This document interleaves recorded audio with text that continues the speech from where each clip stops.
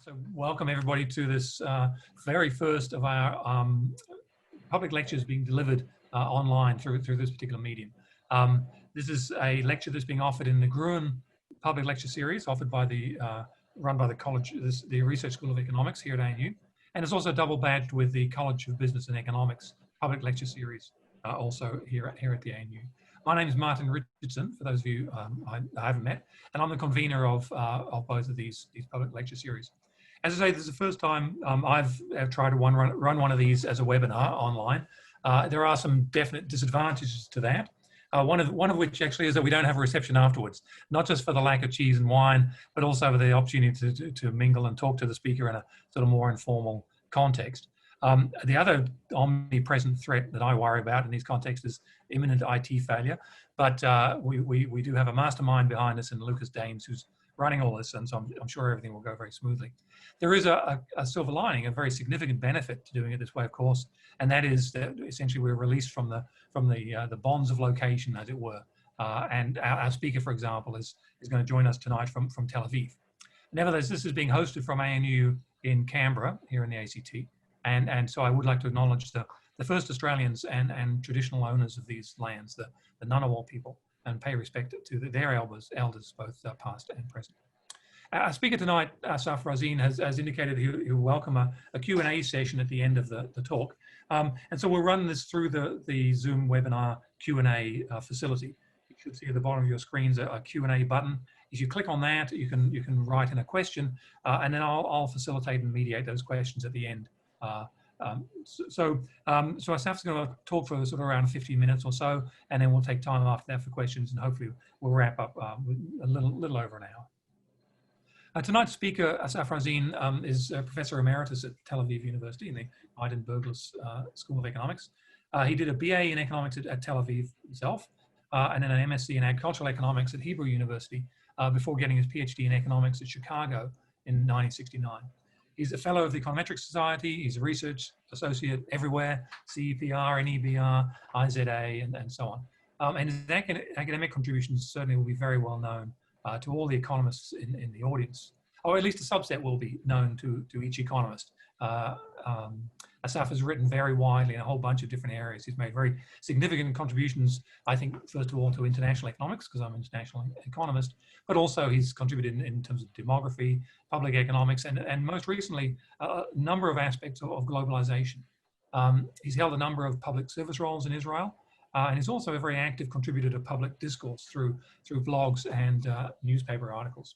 So the talk he's going to give tonight is entitled De-globalisation and Social Safety Nets, the Post-Pandemic World Economy. And he's given his interest and his recent writings. It's a terrific topic for him to talk about, and it's clearly of massive interest to all of us. So we're very fortunate to have him giving up his time tonight. Thank you for that, Assaf, and I'll hand over to you, and very pleased to welcome you, and thank you for doing this. Can you see me? Yes, I think it's fine.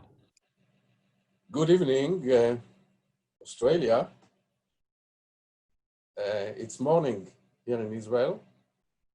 I should say, I guess, Martin, that good evening, the gang territory, which you made very famous by a picture of a bird on your screen. And I'd like to thank you for the privilege to talk to the Australian people. I would like to jump right there into the screen and to dive into the lecture. Let me just prepare it full screen. So it's about the welfare state, especially welfare state policies, and de-globalization. So there is this thing which is called the global commons.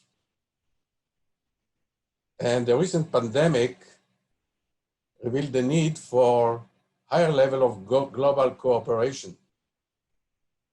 More than before, because the world has to manage climate change, pandemics, protection of intellectual property, tax evasion, and more. But international coordination is hard. And in international economics, we know how hard it is to achieve international coordination.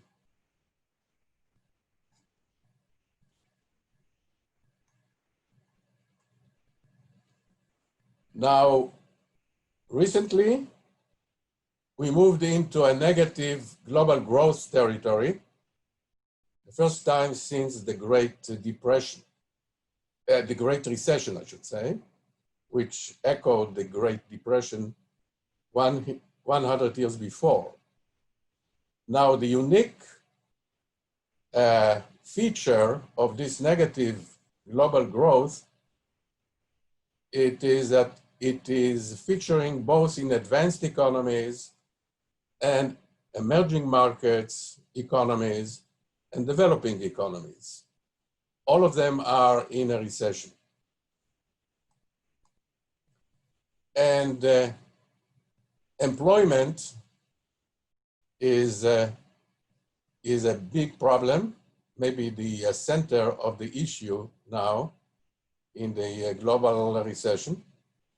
And for example, in the US, if you can see a bird view of the history of the US unemployment and recession, you recognize the peak, which was the great inflation in the early 80s, the great recessions in the 2008 to 10, and the now the great pandemic, which is even peaking higher. Now, before the pandemic took place as a shock that was surprising the entire world, trade globalization was challenged by a rising wave of populism, and there was a populistic discontent in Europe, the United States, Latin America,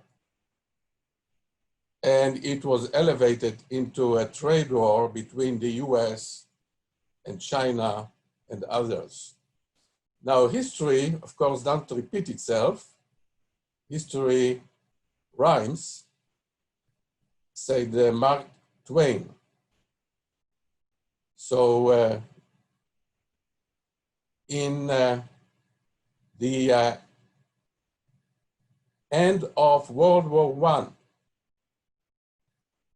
and between that time and 1945, globalization, of course, was reversed, and the Spanish flu pandemic contributed a little bit or its share to the de-globalization, which was reflected not only in trade de-globalization, finance de-globalization, but also immigration restrictions.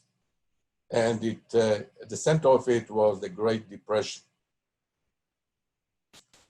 So globalization started to reverse itself recently with the great financial recession of 2008 and 10.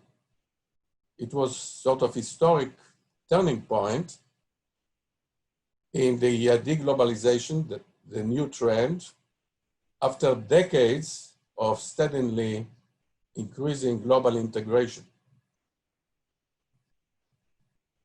And US led the trade war recently.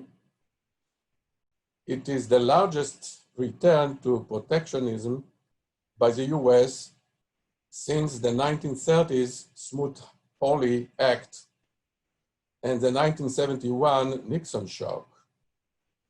And our colleague Gruen really summarized it and wrote it articulately. So the US led de-globalization pushed the global trade barrier around the world up, and there was all sort of tariff barriers on imports, and there was a retaliation by the trade partners of the US. So that was sort of the kick of the de-globalization new trend. And the recent trade has to be based a lot on global value chains, which are very vulnerable, and the value chains are highly vulnerable to the pandemic. And if you can look at recent times, how global trade predictions and forecasts were changing. If you look at the figure that dashed a trend line above, was the pre-financial crisis trend, the trend that was forecasted in 2008, 2009. And then you had in the middle the post-financial crisis, but the pre-pandemic trend, and you can see that it is much lower growth rate for trade.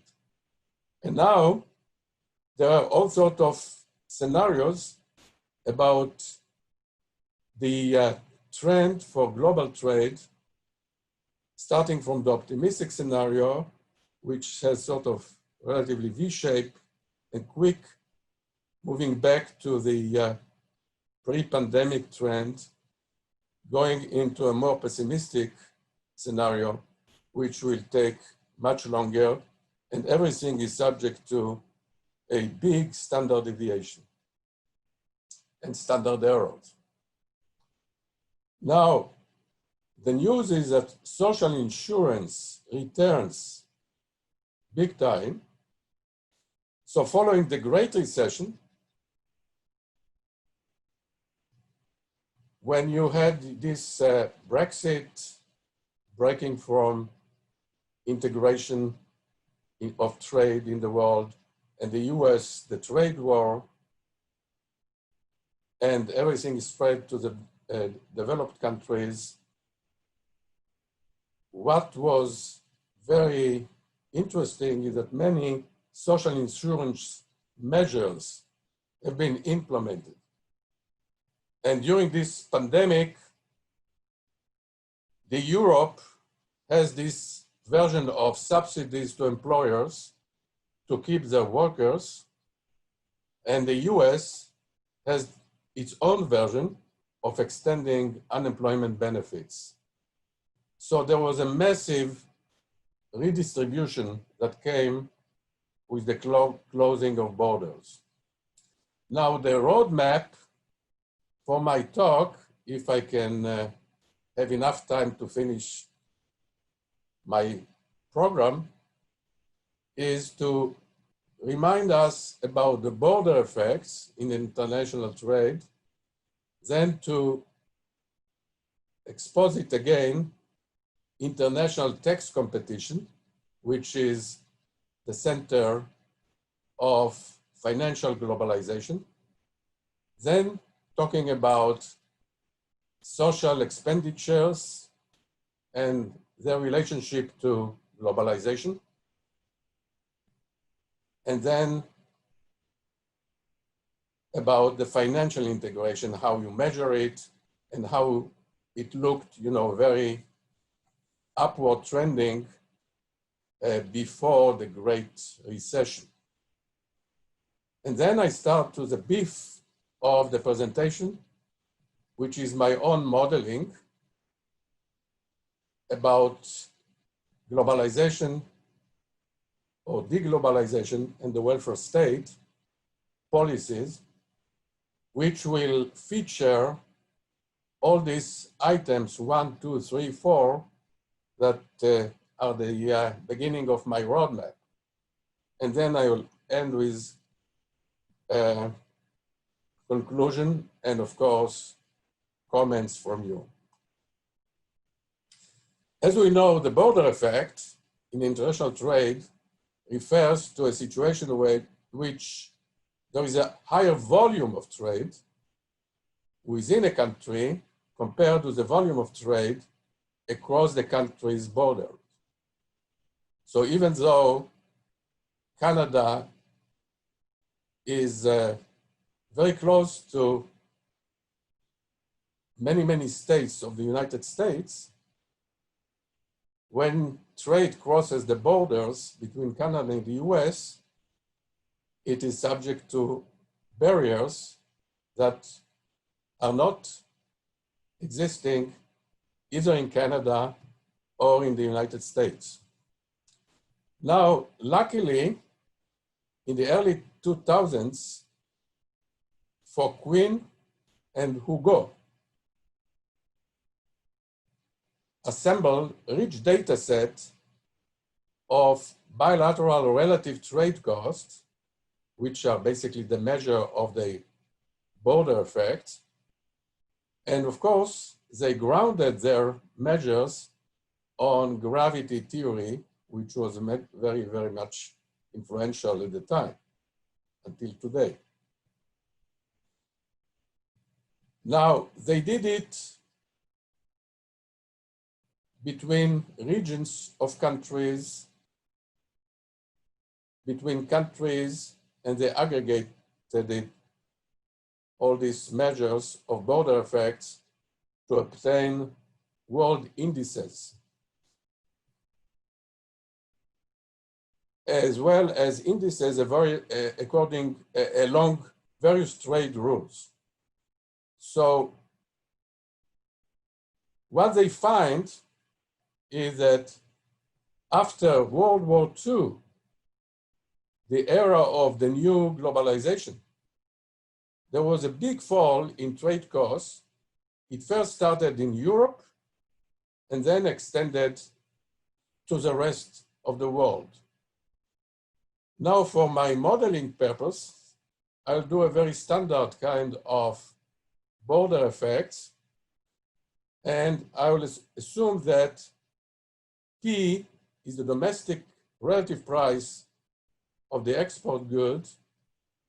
P star is the relative price of the same good in the rest of the world, and delta Y will be the cost of separating, or the wedge separating the domestic price from the world price. Now, this has to do with the relative price of exports for the country under analysis. But to recall from the Lerner symmetry that the wedge between domestic and the world price of importables is equivalent to the wedge between domestic and world price of exportables. So in the delta sub Y, we basically pull together all sorts of border effects. As far as the financial integration, in international economics, a way to measure it that I would like to pursue is to look at the arbitrage possibilities across countries in terms of financial instruments and financial flows. So if you look at the equation up above, it is the real rate of interest, safe rate of interest, real rate in the US on the left-hand side, to be compared to the real rate of interest in any other country, I, but the latter is adjusted but by the rate of change of the real exchange rate, Q, of country I's versus the US from time t to times t plus 1. So in equation 15, you can see that the real exchange rate is basically the nominal exchange rate adjusted for the price gap, price level gap, PUS in this case, and PI in this case for country I. So if you have no impediments to the financial flows, you can have up, according to this arbitrage condition, a complete equality. Of course, there are many, many impediments. So not only administratively introduced by different countries, but also different regulations, financial regulation, everything. And therefore, the deviations from this equality will be sort of a proxy measure for how integrated country I financial system into the financial system of the US. So here you have the chart of these deviations from the USA real interest rate. And you can see that in the late 1980s until the late 1990s, there was a big dispersion between UK, Germany, Canada, Israel in terms of their rate of return and the US rate of return on financial assets. But there was a very nice convergence in the late 1990s, which until, in this particular chart, until the 2014 in this figure, which indicates a very smooth integration in the international finance markets. But in my modeling of international finance friction, resembling the trade friction, I'm looking now at the rates of return on savings when saving is invested at home relative to the savings invested abroad. And there are three things that will basically make the arbitrage not perfect. One is taxes. There is a tax, T sub K, maybe capital income tax in the home country, and T star K, the same capital income tax in the foreign country. The rate of return R, the real rate of return is different in the home country from R star, which is the rate of return in the foreign country. And finally, you have the delta sub K, which is all the other factors, gaps in regulations and all of that, that makes the cost of investing abroad, your savings, costly. So delta K would indicate this cost, these barriers. And for simplicity, I assume that delta K indicates both the home country cost for investing abroad and the rest of the world cost of investing in the home country. But then you have to distinguish between different posture or economic structure of the different countries. If you have high saving country which exports its capital, where the residents are putting part of their saving also abroad, then you have the first equation on the screen, where the delta K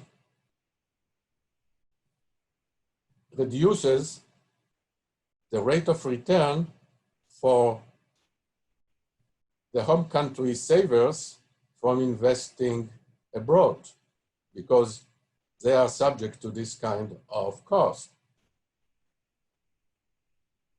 But if we are talking about a low saving economy, where it is importing capital from abroad, from the rest of the world, the delta K falls on the foreign savers, and it reduces the rate of return from the foreign investor point of view of investing in the home country. So you see it has quite different, this financial barrier or trade cost, financial trade cost has a different effect depending on which economy you are talking about.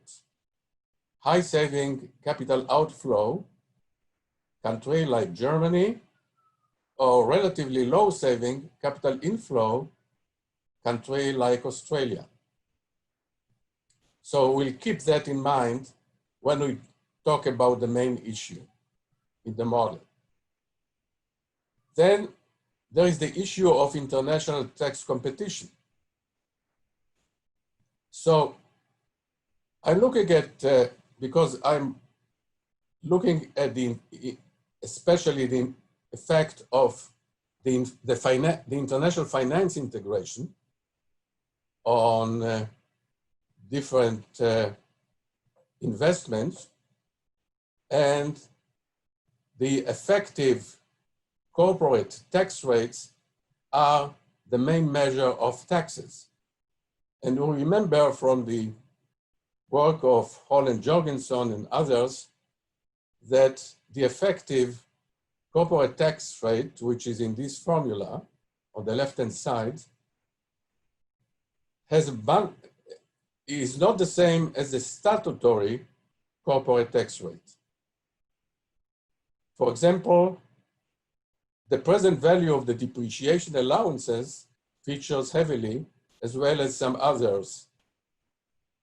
So we know in economics from the earlier century how to compute these effective rates. And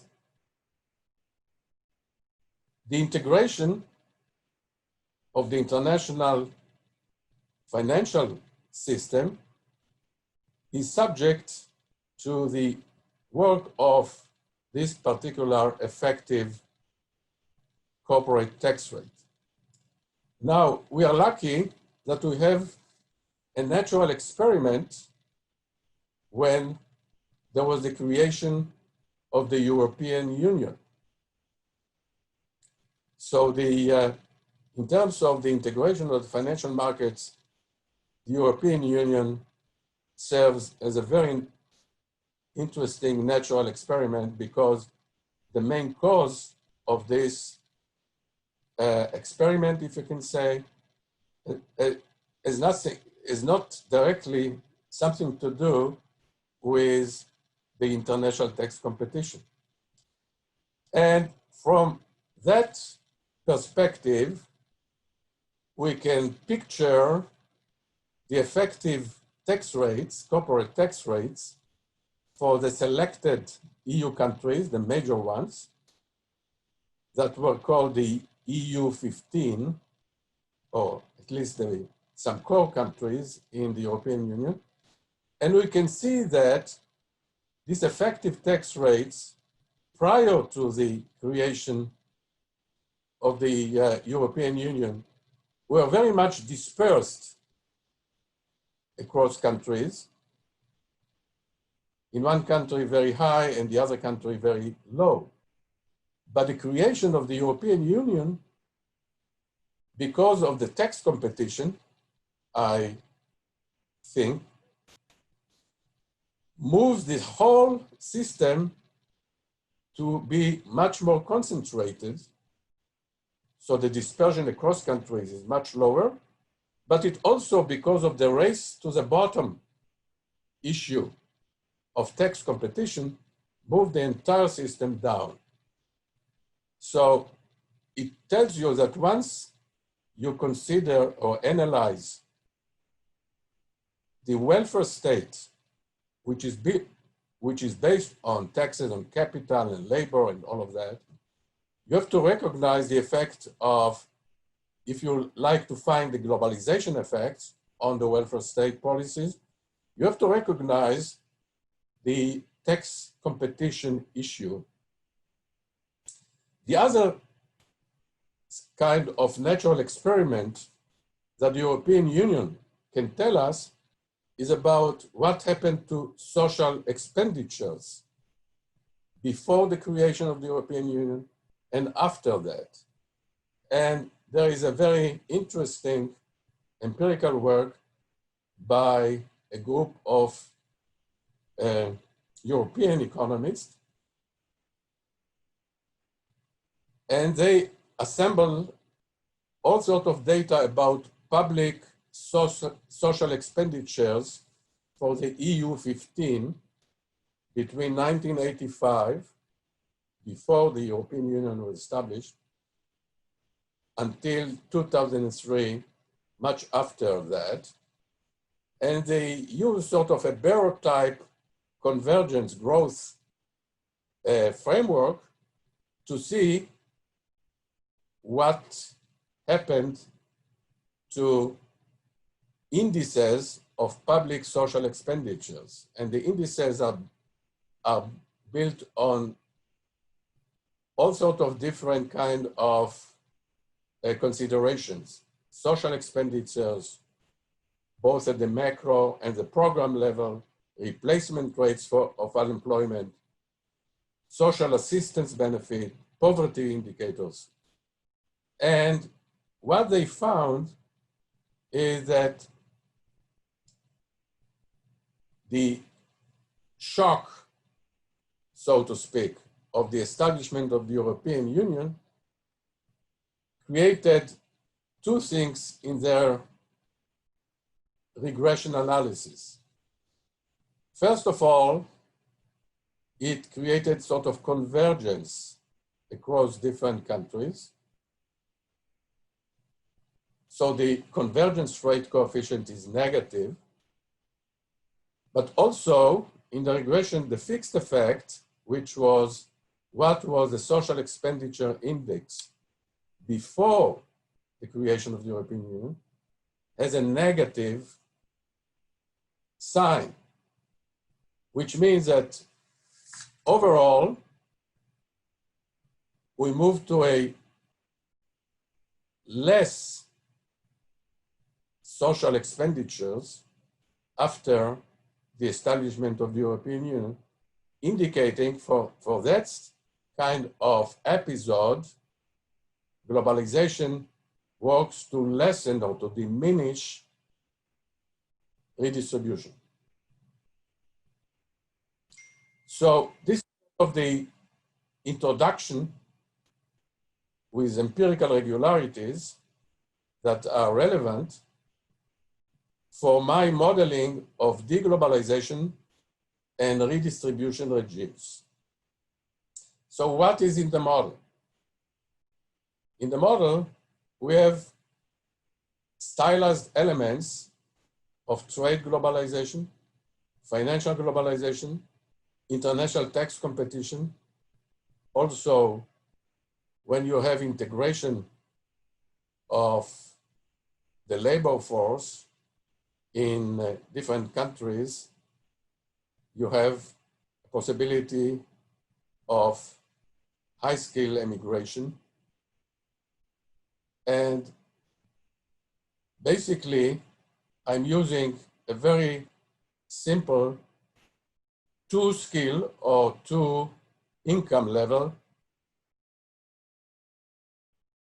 two-period stylized model where the policy, the tax and the social benefits policy, are determined either by the group which I call the rich or the group that I call the poor.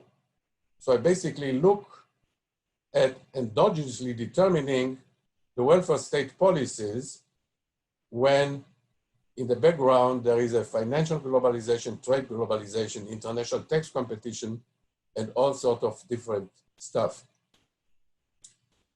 Now, the main features of this very simple model is, as I said, there are two types of groups, the rich, and they are rich both in the labor market because they are higher in skill, and also they are better endowed in terms of their wealth, and the poor, which are lower income in the labor market and lower wealth. And the trade is open, the finance is open, subject to barriers of globalization. And the main issue, important issue for which I need two periods is what happens to savings and the accumulation of capital when globalization takes place and how they will affect policies, the welfare state policies. So the wage inequality, the wealth inequality is captured by sort of the endowment of wealth, which is 1 for the rich and theta less than 1 for the poor.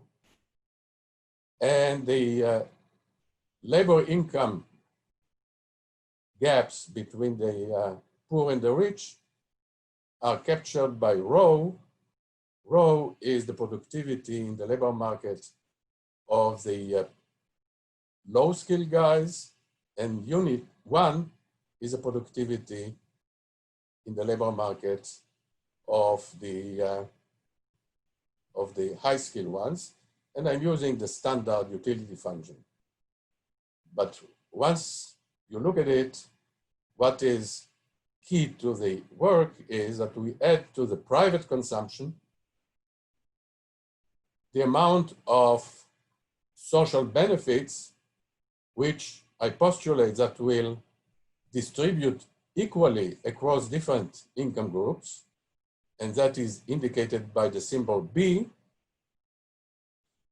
And B, of course, will be endogenously determined by the welfare state policies of either the poor or the rich. And the policy variables will be the labor income tax, TL, the capital income tax, TK, and the provision of public goods, B. And just the nuance of international taxation is that the residents, according to the rules of international taxation, will pay adapting in my model, will pay taxes on their foreign source income to the foreign country, and they will not be liable to pay taxes on their foreign income in their home country. So, summarizing, the policy variables are T sub L, T sub K, and B, and they should be determined by the poor and the rich, and the poor and the rich are interested in maximizing their utility, and utility is based on private consumption and the provision of public good. And the key to my analysis is to distinguish between 4 structures of the economy. The economies will be different according to these different structural factors.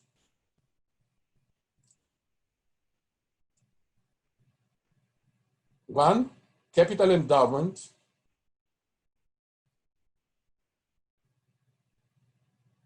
whether it is abundant or poor in the economy. It will be extremely important, you can imagine, when you reduce the trade barriers and how it will work itself out in terms of what will be exported, what will be imported, and how the factor prices will change and the income distribution will change. Secondly, special, and again, important for the trade globalization is the opposite when the capital endowment is poor. Okay, that's already said. But the second category that we'd like to distinguish between different economies is whether the economy is high saving economy, which will have capital outflows from its economy based on the saver decision, or it will be low saving. So there will be basically essentially two-way classification. One in terms of the capital endowment relative to labor endowment. And the second is a classification according to high saving and low saving. Because I come from the point where I'm trying to find out the effect of reducing trade barriers and financial barriers on the economy. And they will basically directly related to this kind of classification. So I start with a picture that I'll go slowly around just to set the stage. There will be nothing new about it. I will basically move down the trade barrier for trade from right to left, as we read in Hebrew, from right to left. We are used to that. So if you move delta on the horizontal axis from right to left, you do my trade globalization. You increase the intensity of trade globalization. But then you have to work across autarky and then trading economy. And the trading economy will have incomplete specialization. We have two goods. And then as you move delta down all the way, you might bump into full trading, full specialization. So there is no wonder that you can see horizontal lines and trending and all of that. But the main things to watch, and of course, because I start in this picture, I assume in this picture that it is a capital abundant economy, which will be exporting the capital intensive good. We know from the Stolper-Samuelson that as we move the trade barrier down, the relative price of the export good will lie below the world relative price, but it will move towards it.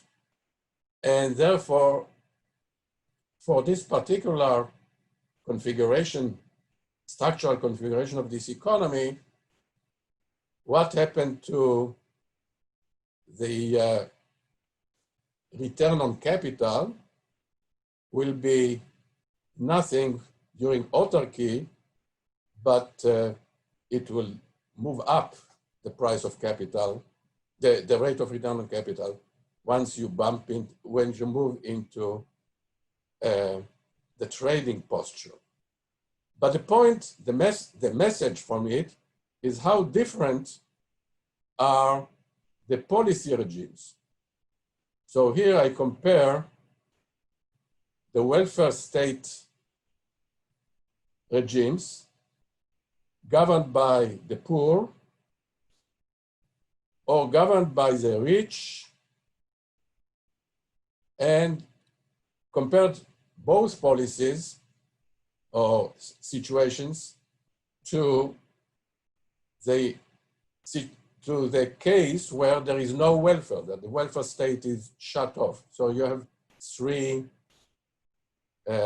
graphs. And you can see that for this particular picture,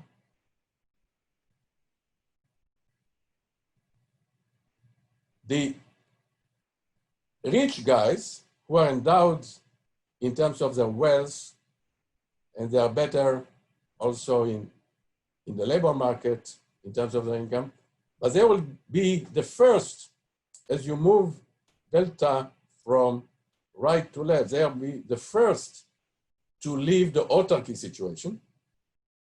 Next come the welfare state shut off situation. And only last comes the welfare state governed by the rich, by the poor. So we can actually summarize it in conclusion number one: the skilled rich are the most pro-globalization, trade globalization. The low-skilled poor are the least pro-globalization. And the no welfare state, which basically features the unfettered market forces, have a degree of globalization that lies in between the two other regimes.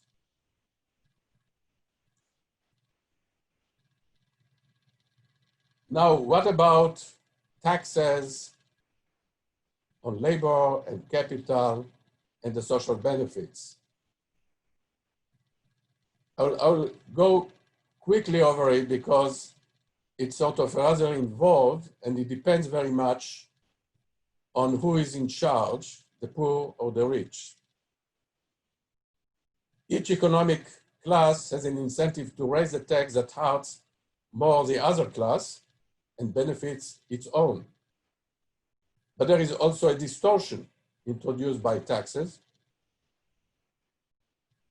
that caused a stop to this kind of incentive. So what we can have a conclusion is not too general, but what comes out here is that in the poor policy regime, and remind you, we're talking about the capital abundant case, as the degree of globalization intensifies, the provision of social benefits will rise. Okay? And you know, in the back of your mind, you can think about the fact that capital will move out of this country because it's a pro-globalization. It was exporting capital, exporting countries, and that will move up wages, and wages are a very important factor in the decision of the poor. Now, in the labor endowment economy, in contrast, the conclusions are reversed. The skilled rich, who are the least pro-globalization. The low-skilled poor are the most pro-globalization, and the no welfare state lies in between. And in terms of provision of social benefits, the provision of social benefits falls as globalization intensifies under the poor policy regime. So we basically get a very much contrast depending on the structure of the economy in terms of capital abundancy, and labor abundance. Now let's move to financial globalization. And as I indicated before, the propensity to save is key here in terms of making the prediction different. So start with a high saving capital outflow economy. And again, there is no mystery that the deltas associated with the financial barriers, say, as you move it from right to left, it will diminish, and therefore financial globalization will increase, and the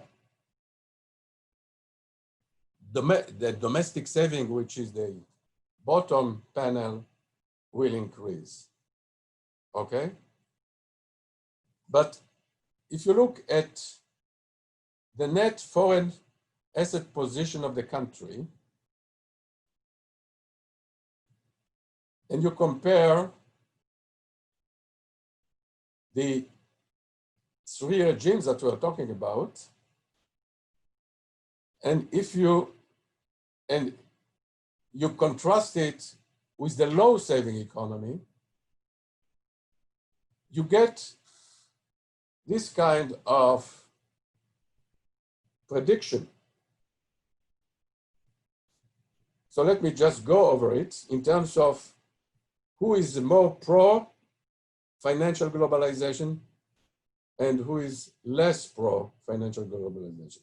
Because you can measure it by what is the net asset position across these two policy regimes, because it will tell you how much export of capital is done in the case of the high saving economy, or what is the volume of capital coming in the low saving country, coming in mostly in terms of foreign direct investment and other real capital, productive capital that comes in. So the high saving economy, if it is controlled by the rich,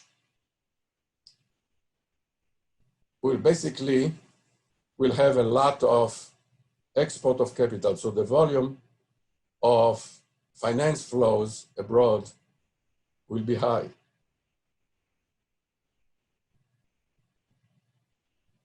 And in that particular high saving situation, the poor will also be pro-globalization for relatively intricate reasons. Remember that it's akin also this issue of taxes on capital and tax competition that is featuring in the model. But in the low saving regime, when the rich are in control of policy, the volume of financial flow will be low, and in the poor regime, the volume will be medium.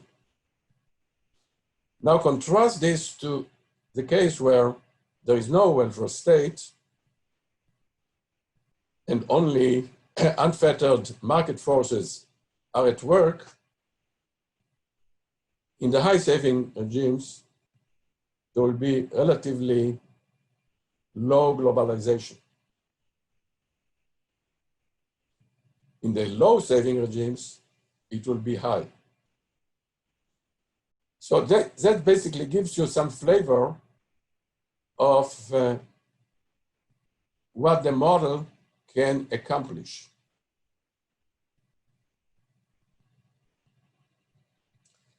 Now, how could we extend this analysis based on basically this model and classification of policy regimes between poor and rich, and classification of economies between capital abundant, labor abundant, high saving, low saving. So if you're moving more with such an extension to sort of what the macro guys are interested, they are interested in what happens to shocks after the shock to the economy and how dynamically the economy is moving. So shocks are the key word here. But they would like not to be unrelated to empirics. So they would like to be motivated by episodes, historical episodes. So here is sort of a suggestive list of shocks and episodes for an extension. So a political shock, a switch from where the rich control the economy to when the poor control the economy. So I supplied some intuition about what should be expected. A motivating episode is what happened in the UK in the 1980s, 1990s. The change from conservatives, which were picked by Thatcher, to Labour, which is run by this guy. So this episode in the UK could be sort of analyzed to see whether there is some residuals or some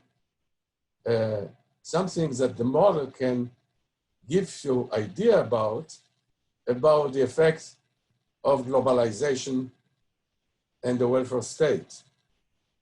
Because during the 1990s and the 2000s, it was the era when UK was globalized, and also being a member of the European Union at the time, was globalized on steroids. Second is a globalization shock. You remember the story in the model about the change in Delta and the effect of this change on the provision of social benefits B in three analytical regimes: poor, rich, and welfare state shut off. And of course, Brexit for the UK would serve in a few years to come as a big lesson.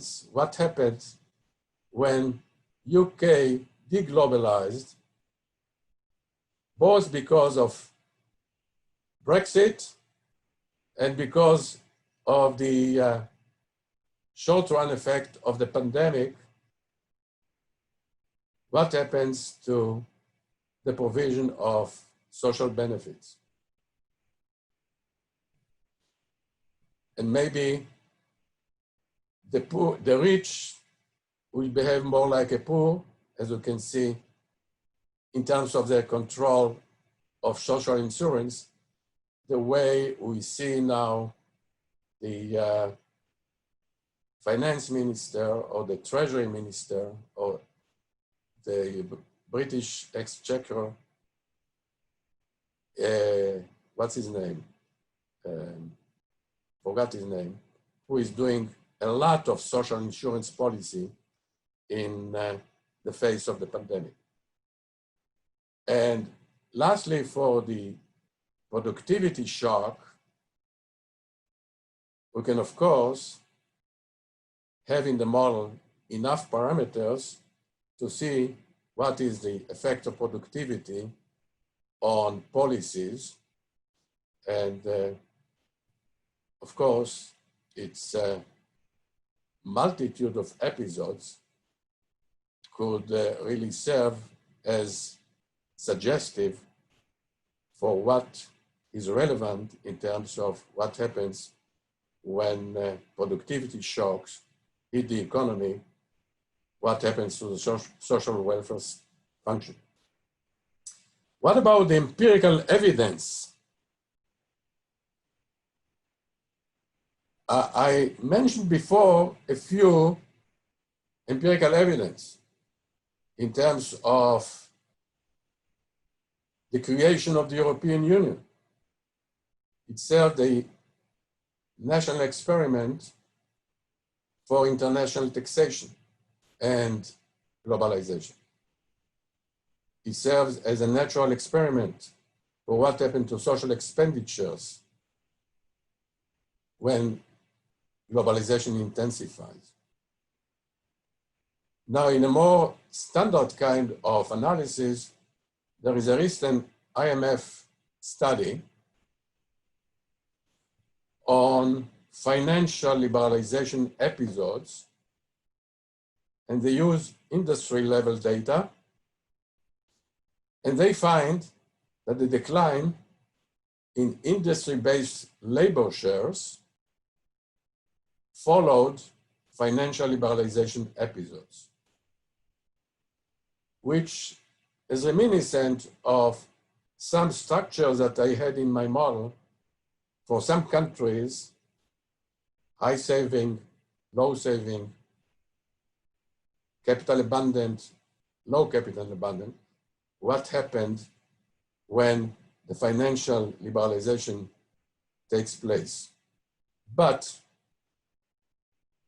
an extension of their analysis is to look in their own framework with these correlations depend on the saving propensity of different countries. It's a cross-country analysis. And also the role of the economic class in the provision of social benefits, who is in control of the social welfare function. So this is the end of this part of my presentation, and I'd like to thank you. And as we say in these days, stay safe. Great. Well, thank you very much, Assaf. Yes, so we now have time for questions if people wish to put questions to Assaf. Can I just start the ball rolling? I guess Chairman's prerogative to start. Just a clarification. So you mentioned this work by Caminada et al., I think, about the formation of the EU leading to decreased benefits, as I understood it, right? So you said increased globalization leading, yeah, there we go. In the context of your model, what does that imply about who's in power in the EU? Or does it have any implications about the nature of the policy making? It's a great question. I didn't look at who was in power during all these situations. But for example, Tony Blair in the UK was in power in some of it. And, but you know, I have to look at whether it fits in my terms of the other structural classifications that I did. So I'm not ready to say anything that the model prediction works, but it's a great question to look at it. Okay, I was just wondering if you sort of figured so it out. I'm basically associating Tony Blair in relatively speaking, as the poor, relative to Thatcher, which I associate with the rich. But someone can contest that. Yeah. Well, another recent episode that sort of obviously comes to mind is the election of Donald Trump. It's not clear what that was. It seemed to be a movement from the rule by the rich to rule by the rich again, even dressed up in this context as rule by the poor. But so does your model, do you think? Can I stay just 1 second on Donald Trump? Sure. So Donald Trump, in terms of my investigation, is doing several things. Is doing de-globalization by this tariff war and moving out of the TPP and all of that, something that I don't have as an endogenous variable in my policy regimes, but he's doing also, because he's serving the Republicans, so he's basically serving the rich. So it's a combination of different things. Go ahead. Well, I was curious how those various things weigh up in your model.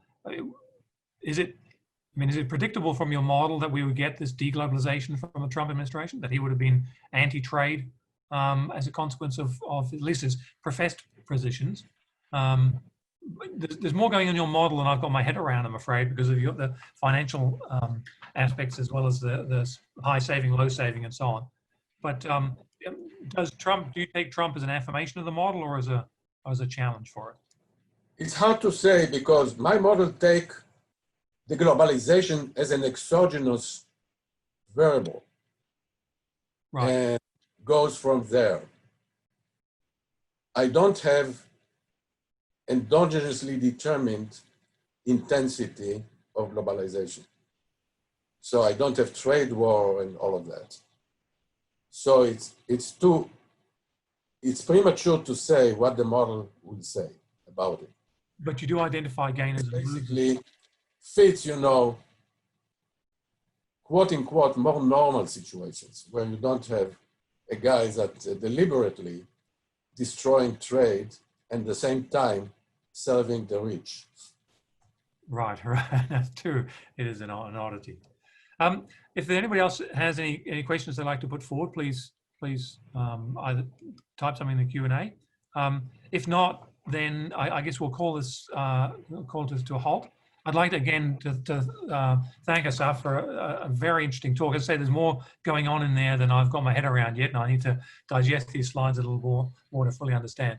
I'd also like to acknowledge the support of people who have registered for this, and the public in these public lectures are always important. We will have a couple more later in the year, so please do keep your eye on our marketing and so on.